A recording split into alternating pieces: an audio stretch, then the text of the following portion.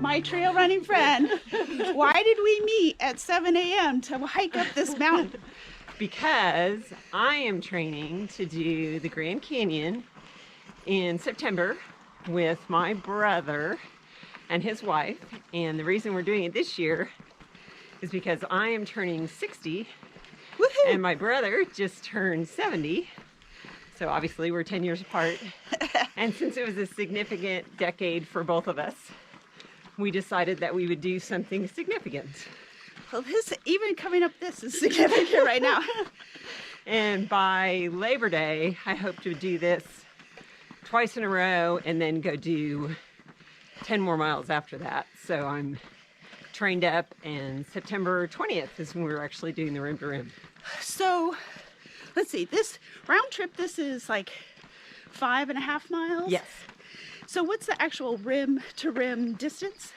It depends. So if we just do straight North Kaibab Canyon Corridor, Bright Angel Trail out on the south, it's roughly 24 miles. Now when we're down in the bottom, after we've come down from the North Rim, there's a really beautiful waterfall called Ribbon Falls. Oh, And if we decide to do that side trip, that'll add a mile. Okay. So it'll be closer to 25-ish. So what was your rationale for going southbound? Because the North Rim is 1,000 feet higher than the South Rim. So, and it'll be really nice and cool in the morning on the north. And so we'll come down and we'll get down to the bottom, which is a desert, and get across that as quickly as we can, and then go up the south. Okay, good. That's exciting.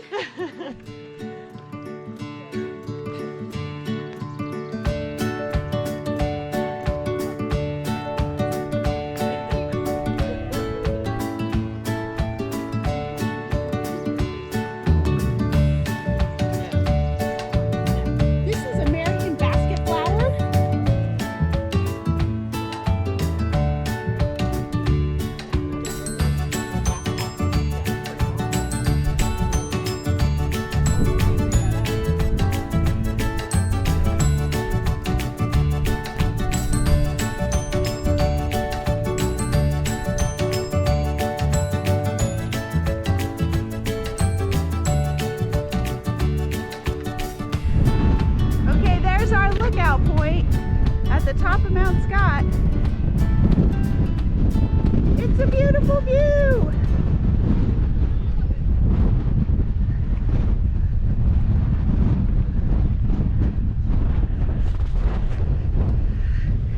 Okay, everybody group together and smile.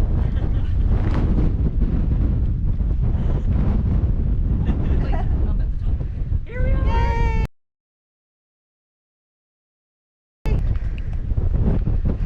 I can't tell if my glasses are more foggy than Your hair is soaked.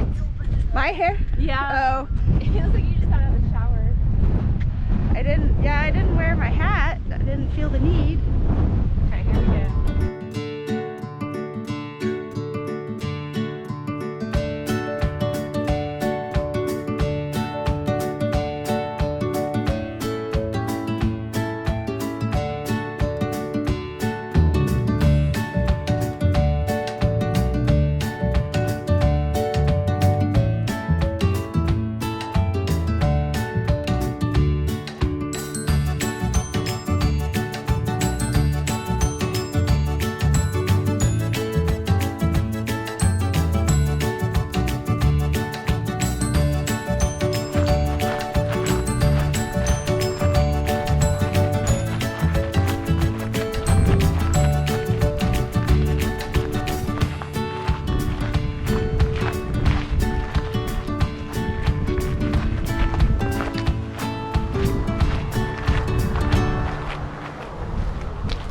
Okay, have fun. See you in a bit.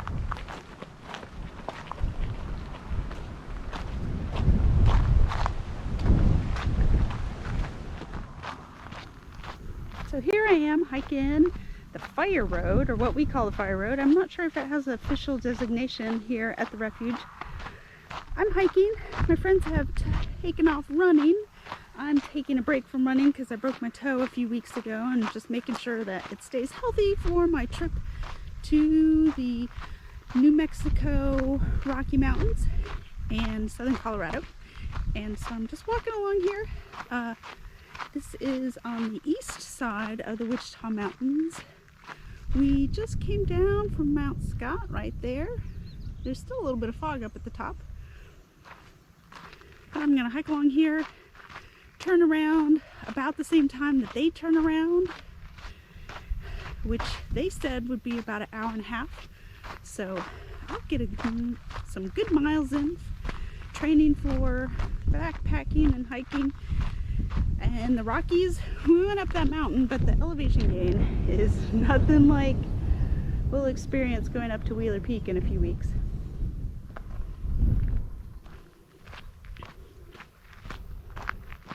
I saw some beautiful flowers on Mount Scott. I'll stop and take some photos if I see some along here too. Water crossing! Down in this little creek here, we also have one of my favorite shrubs, the button bush. This is a fantastic pollinator plant. Oh, you can see a cool moth there. Oh, maybe not. But I don't see very many pollinators right now. It's a little bit windy, as you can probably hear.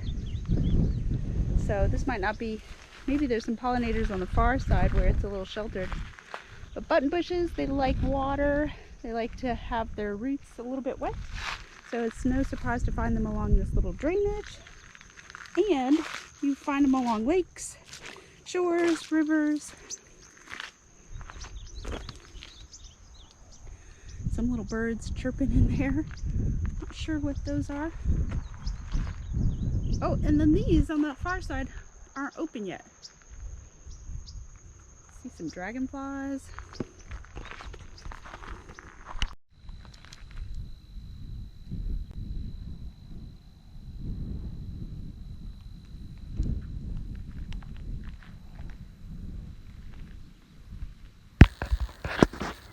I wonder who lives in there. I hope a little screech owl.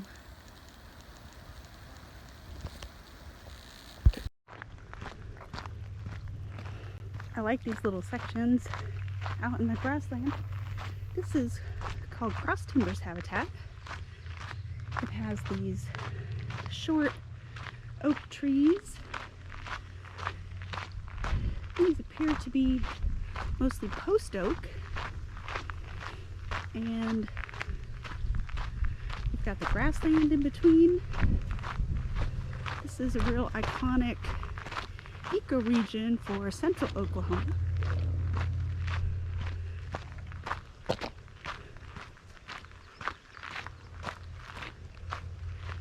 A little up close, these post oaks.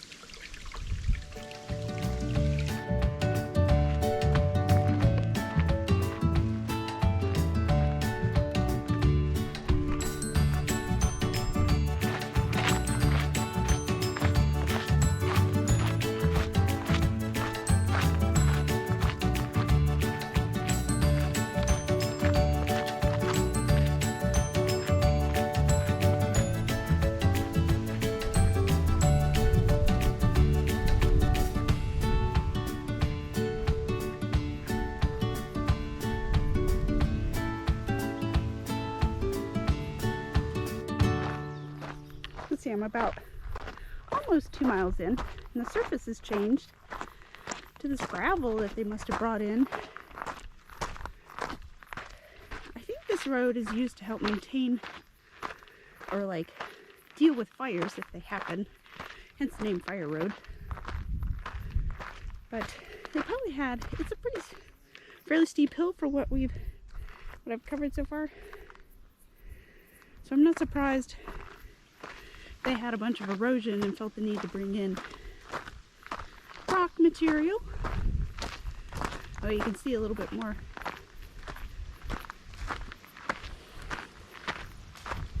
Erosion here.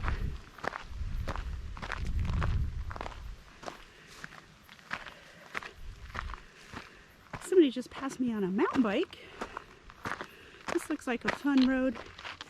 You do it with even a no suspension gravel bike, I think. Be a nice road to ride.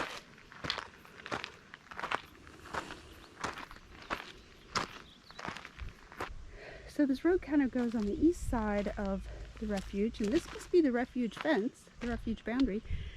You can see it's pretty heavy duty. For those of you who don't already know, the refuge has a herd of American bison and longhorn cattle and some elk.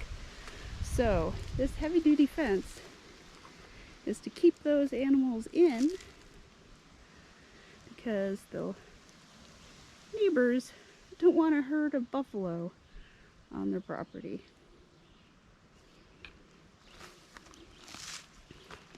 Trail's been gently rolling hills through this cross timbers woodland.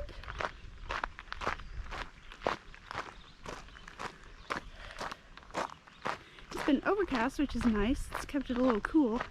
It is still super humid, especially for the middle of July in southwestern Oklahoma. But it's been nice hiking with my hat on. I don't feel like I need to have my sunscreen. Oh, my hat just flew off.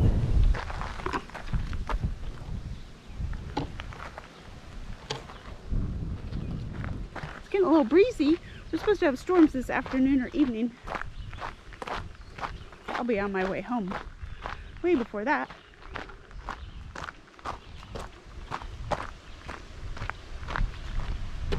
These post oaks, some of them are really old. You can't tell from their size, but you can tell from the pattern in their bark. You can see in both of these, there's kind of a twisting action going on with the bark. It twists. It doesn't go, it's not totally vertical. Here it's kind of a little bit angled. But here you can see it's almost twisted like it would be on a candy cane. You can see how it kind of spirals up and around. If I see some better ones, I'll take a video of those. That spiraling indicates that it's an older tree. It grew very slowly. That one, I wouldn't be surprised if it was a couple hundred years old. Here you can see signs of a fire that came through. Fire is important in this woodland habitat. It keeps these grasslands open and the trees spread out. A lot of people are now coming to realize that fire is an important process in maintaining our healthy ecosystems. Finding that out a lot in the western part of the country. And Oklahoma, people in Oklahoma, state agencies, land managers have really embraced the use of fire as a land management tool. And having prescribed fires will actually make catastrophic wildfires less likely. So, speaking of large herds of animals, I think that's a bull over there. A longhorn bull. I think they're used to people coming through. I don't think he's going to have a problem with me. I'm going to stick to... Oh look, he's even grazing. He doesn't care about me. I'm going to stay way over here. I'm going to let him know I'm here. I'm not going to do anything threatening. I'm not going to run.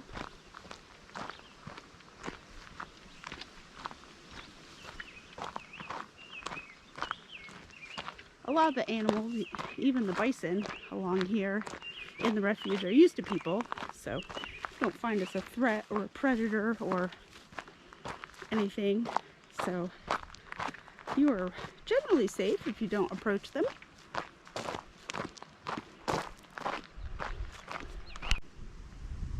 Boy, here's something that just slithered off into that shrubby area. I missed it. It sounded very snaky. Snakes are pretty fast, and I'm not a herper. I'm not interested in jumping in there and trying to grab something. Okay, now there's some seriously twisting bark on this post oak. Should get a little closer. So you can see that the diameter of the tree isn't really very big. But look how that bark twists. That's an indication of the slow growth over decades and decades. So you can kind of compare it to that one in the background. It's just vertical. But this one, although it's almost the exact same diameter trunk, it's got that twisting bark. I love to know how old that is. In my slightly expert opinion, I would probably guess, I don't know, actually, over 100, could be as much as 300. Ancient, the ancient cross timbers. Oh, you can see the windmills out over that area. I'll have that view as I'm walking back. I'm still headed out. Peggy said that her run was going to take about 3 hours today. So I was going to walk or hike about an hour and a half and turn around like they would. And then hopefully, if everything works out, we'll be getting back to the car. Everybody will get back to the car at the same time. Just a short sit break. Eat my snack. Picky bars. This is my favorite flavor, the mint condition. It's chocolate and mint. It's kind of like a Girl Scout cookie, thin mint. I have a view of the valley. You can see the big wind farm across the way on the limestone hills. That way is north, I think. Mount Scott is over there. I am a picky and badass-er, and I highly recommend them. They're a little pricey. Well, they're very pricey, but I know I can eat them and not get digestive issues when I run or when I hike. So that's important to me because some other bars give me problems.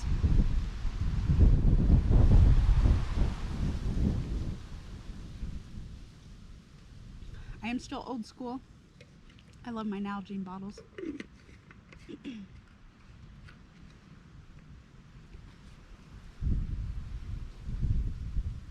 Today it was a little overkill to carry 2 liters of water, but mostly I just wanted weight to prepare for our Rocky Mountain trip. The wind is really blowing fast. You can see the clouds moving over there. And that's not even time lapse.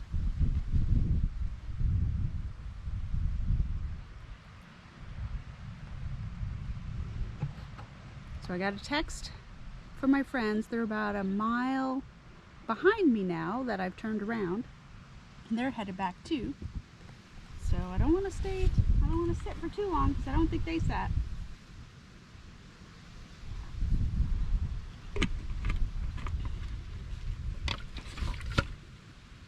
So I'll pack up. If I need more snack, I always eat it on the walk. The trekking poles are a bit overkill, or extra, as my teenage daughter would say, for this trip. But they're new to me, so I want to get used to them on these short hikes versus using them for the first time on a big overnight, multi-night backpacking trip. There's Mount Scott. We were up there climbing high. I'll have to look up what the elevation gain was to go up there. I'm not sure. Carrie was saying it was maybe about 1,000 feet. So that's pretty good.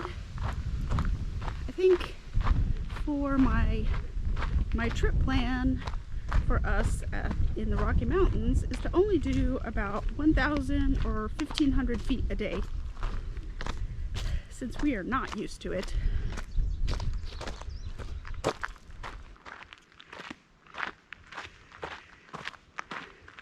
So there are a lot of YouTube channels out there for hikers, backpackers, and there are a lot of people talking about, you know, how to do things and gear reviews and just travel logs of their adventures, and they're amazing. I find them all inspiring.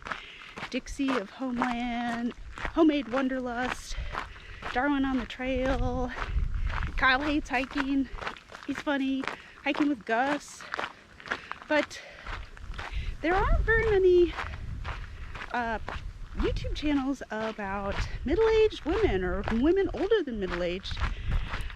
People like me whose kids are almost grown, definitely independent, and you know, we're not, just because our kids are grown and we're kind of nearing retirement, we're not ready to be done. We're ready to, actually now's a great time to start going on adventures. And so that's kind of what I'm hoping to do with this YouTube channel. Provide some midlife inspiration. Show that we're not done having adventures, that we are checking things off bucket lists like Peggy's doing with Rim to Rim. We had a big discussion about bucket lists and what we want to do. Peggy mentioned Kilimanjaro and Machu Picchu. I hope to do some big through hike or bike packing, maybe the Divide. So we have big plans, and I'm hoping to document some of mine and maybe some of my friends, and just provide that on YouTube, because although there are just not very many of us mature, wise women on YouTube doing these adventures. And if you know of them, please let me know. I do know of the Wander Women. They're doing the Pacific Coast Trail right now, and that's super cool. I've been watching them. But there's just not a lot of people out there. Maybe it's we're camera shy. I know I'm a little bit camera shy. But hopefully this will be a little bit of an inspiration to other women as they try to figure out how to spend their time after shuttling around kids for years, or going to soccer games or cross-country meets or swim meets. Now it's time for us to get out and do some exciting things. Some of us, you know, our careers are really important right now too at this time of our life. So that takes up a lot of time. But don't let your job take all your time. Get out there and do fun stuff. So getting ready for a trip or an event like a ultra marathon or a trail run or something, it's about getting your gear dialed in and making sure what you're going to use is going to work out for you. My Oboz hiking boots and my Darn Tough socks are fantastic. I have used trail running shoes on backpacking trips, and it's worked out, but I always felt like my feet were really tired at the end of the day. And I've got bunions, I've got issues like that, so if I can find a pair of hiking shoes that have some support in the sole, then that's good for me. Oh, here's another twisty one. Here's another twisty one. This tree's dead, but before it died, it was pretty old. Looks like it got fire damage, and lots of limbs have broken off in the past. These burls on the side often indicate that something broke off and the tree was repairing itself. But that was an old one. Even though it's not super big, when I see a few farther in there that are alive that have nice spiral bark, it'd be cool to know how old these were. Well, that tree distracted me, and now I've totally forgotten what I was going to say, or what I was saying. Who knows what I was saying? Ah, midlife adventures.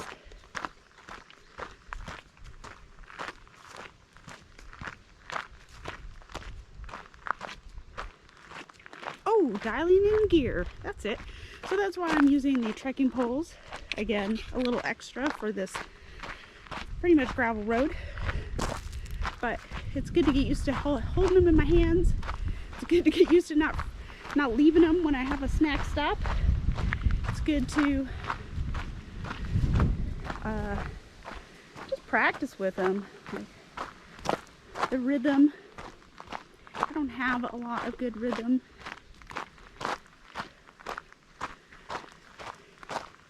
Oh, here, another view that I missed on the way out. A good reason for out and back trips. You can see the wind farm across the lake there. I think that's Lake Watonka. And with the little community of Medicine Park on the other side. Medicine Park. I think Cindy and I are going to stop there for some ice cream.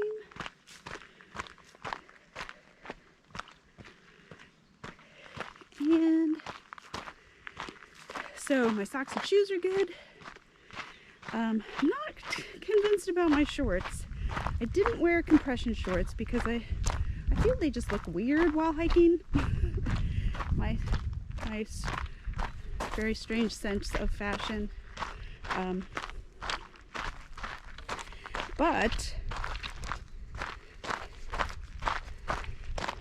So I have these kind of just normal shorts, and for the hot sweaty day, I'm afraid that the chafing has been an issue, or will be an issue when I get home.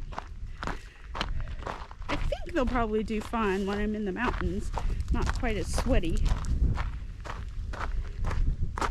But it's good to try out all your clothes for adventures so that you realize something isn't uncomfortable or too tight or scratchy, and you're stuck with it, especially if you're trying to do ultralight stuff and you're only carrying one shirt or two shirts and you're stuck with that for several days.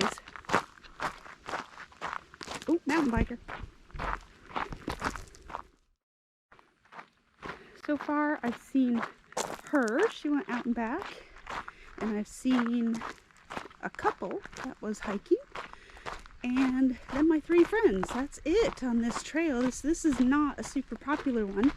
It's not, it could be more scenic. There are more scenic trails in the park, or in the refuge, but they are very crowded today. I'm sure Elk Mountain was very busy. In fact, there might not have even been parking at the trailhead. It was so busy. So Elk Mountain is one of the most popular hikes in the park, and my friend Peggy wanted to get some running in, and that is really not a great running trail, especially not when it's so crowded. Putting on the comfy shoes. Yes.